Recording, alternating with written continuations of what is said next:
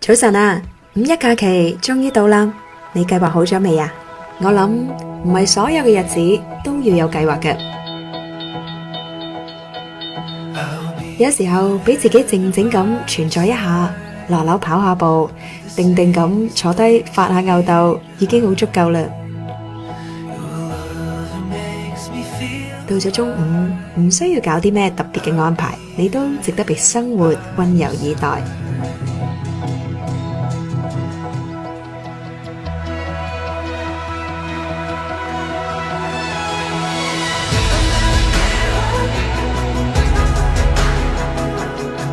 搭架當當車出去兜個圈，或者搭條船慢慢吹下風。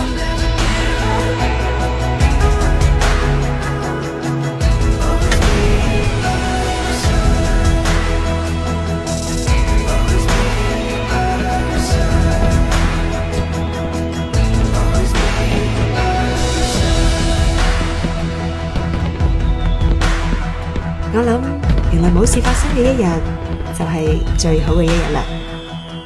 早唞。